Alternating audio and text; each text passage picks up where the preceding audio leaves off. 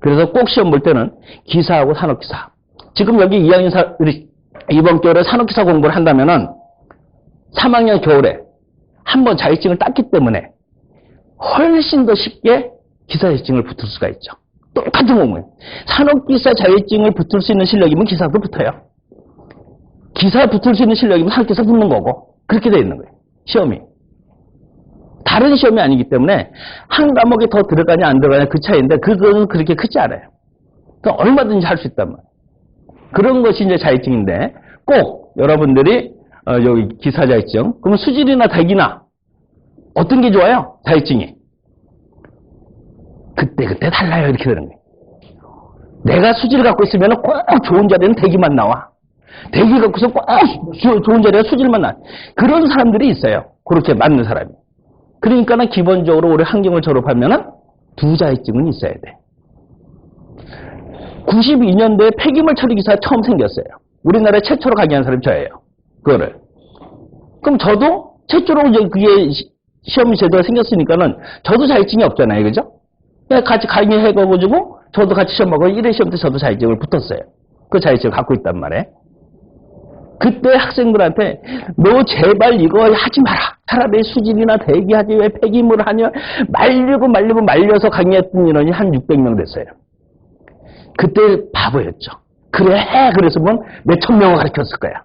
그때는 그 업체가 하나가 있었는데 업체가 2군데서 스포츠 서울이었는데 전면 광고를 내가지고 여러분 개인 사업을 원하십니까? 진급을 원하십니까? 폐기물 처리 기사 자격증을 공부하십시오 하고 전면 광고를 낸 거예요. 그래가지고 테이프에다가 지금 책 읽어주는 게 25만 원씩 팔았어요. 그게 몇만 부씩 팔린 거야. 그러니까는 그거 신문 그때는 뭐 인터넷 매개체가 없던 시절이니까는 그냥 좋은 줄 알고 막 학원에 와서 하겠다고 막 이거 할 필요가 없다. 왜냐면은 법규라는 시험 있잖아요. 그 법규에 보면은 쓸 데가 없는 거야 이게. 자격증을 어디 갖다 써먹을 데가 없는 거야.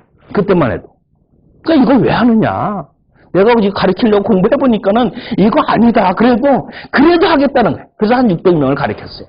그래서 1회 시험 때 거의 한 반 정도가 합격을 했는데 그때 자격증 딴 사람 중에 행운이 좀 있긴 있었죠. 왜냐면은 환경관리공단에 바로 쉽게 합격을 할 수가 있었어요. 그때.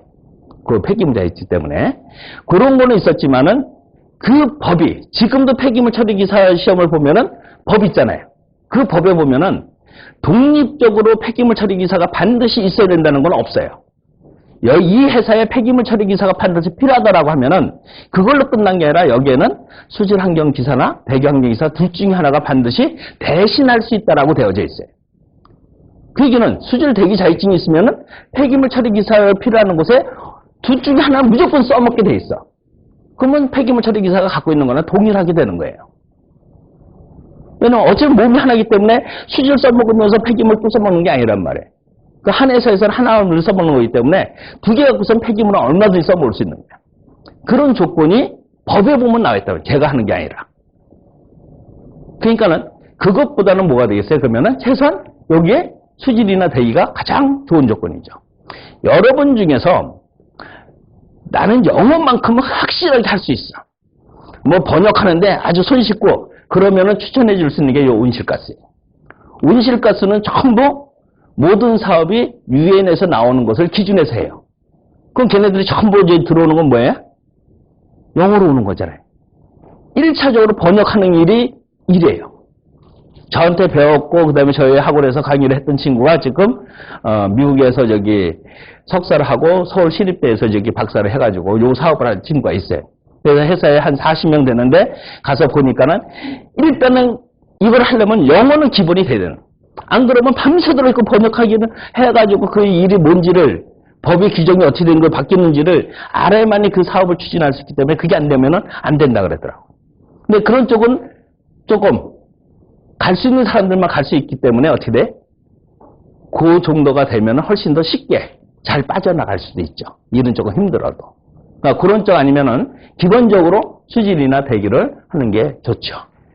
올해는 여기 이제 어떻게 돼? 여기에 8월 4일 날 수질 시험이 하나 있고 대기 시험 이제 9월 21일 하나 있어요. 여기에 시험이. 여기 올해 마지막이에요. 2학년들은 시험 볼 수 없지만은 지금 3학년들이라든가 4학년은 4학년 중에서 자격증 못 땄다라고 하면은 이번 여름방학 때 어떻게든 매달려갖고 이것을 합격을 해야 돼요. 지금 여기 1회 시험, 우리의 1회 시험이라는데 올해 3월 3일 날 시험이 있고 최종 합격자가 언제세요? 5월 22일이야. 그러면 내년 5월 말이나 가야 내 손에 자격증이 오는 거예요. 아니 올해 시험이 안 됐다 그러면은 이렇게 된단 말이에요. 그러니까는 여러분들이 지금 여기 3학년들 중에서도 연습 3화 요때 8월 4일이든 9월 20일이든 수질이든 대기도 하나 설정을 해가지고 뭐래요? 공부를 하면은 만에 하나 떨어진다 하더라도 붙는다 하더라도 어차피 기사는 있어야 돼요. 기사 자격증은. 그러면 내년에 시험에서 대충 비슷해요. 이 계속 10몇 년 동안 계속 이 비슷한 날짜에 시험을 났기 때문에 이때 시험 봤을 때 그나마큼 한 번 공부를 했기 때문에 실수 안 하고 한 번에 붙을 수가 있죠.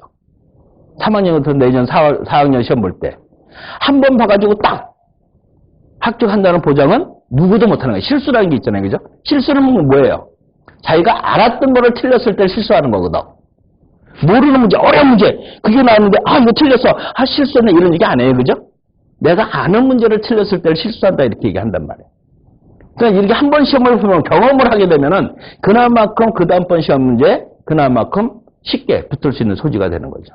그래서 이 공부들을 꼭 한번 해봤으면 좋겠어요. 아까도 얘기했지만 요 독학을 할 것이냐 온라인을 할 것이냐 오프라인을 할 것이냐 그거는 본인들이 선택을 하는 거죠. 어떤 걸 하든 간에 다 붙을 수는 있다는. 그러나 좀 더 확실하게 붙는 방법이 어떤 것을 할 것인가 라는 것을 여러분들이 하면 되죠. 만약에 8월 4일 날 시험에 만약에 붙었다는 요 시험 받고 그럼 여기 이 준비하는 과정에서 대기 있죠. 요거 하나하나 붙으니까 이거를 치중하고 완벽하게 해서 내가 붙어야 되죠. 시험에. 그런데 요것도 욕심이 나는 거야. 그러면은 일단은 밑자의 번전이니까는 그거를 정복을 해가면서 공부할 수 있는 시간은 없어요. 여기에 보면은 올해 2개 지금 취득할 수 있다 이렇게 돼 있잖아요. 그죠? 운이 좀 따라주긴 해야 돼요. 근데 공부 중에 딱 2주 정도만 시간을 잡아가지고 하루에 많은 시간 말고 2시간에서 많으면 4시간 책에 있는 여기 각 챕터마다 염습 문제가 있어요. 그리고 뒤에 기출 문제가 있어. 거기다가 답에다가 탁 연필로 표시한 다음에 문제 읽고 답 읽고 매일 넘겨. 2주만 최소한 2주만 넘기면은 그리고 1차 시험 보러 가면은 최소한 50% 이상은 붙어요. 1차 시험이. 남은 2달 동안 이상을 공부해서 1차 시험 보낼 때 나는 확실하게 뭐가 됐어요? 하나의 시험에 붙어 있잖아. 그럼 이거는 염습 삼아. 그렇게 해갖고 2주만 하면은 붙는 확률이 20% 여기 막 50% 이상이 돼요. 그러면은 그때 가서는 또 어떻게 돼? 2차 공부 또 열심히 하면은 충분히. 자, 아무튼 환경직 공무원은 생각보다 쉬운데 우리가 다른 직은 어떻게 되냐면은 한 과목당 20문제씩 나와요. 근데 환경부만 한 과목당 50문제가 나와. 그래서 걔네들은 3과목이야. 환경공학, 화학, 환경보건 뒤에 이제 나올 텐데 이렇게 해가지고 공통과목에서 저기 공개경쟁이라고 하는 거는 5과목 시험 보는 건데 이 5과목은 누구나 다 볼 수 있어요. 누구나.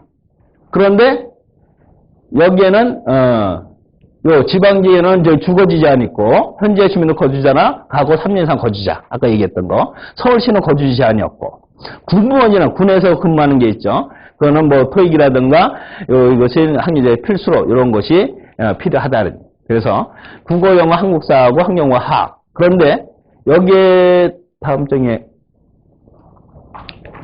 여기에는 뭐가 있냐면은 뒤에 어디 나올 텐데 자격증 가진 사람은 산업진화나 기사를 갖고 있으면 만점에 5%의 가산점을 줘요.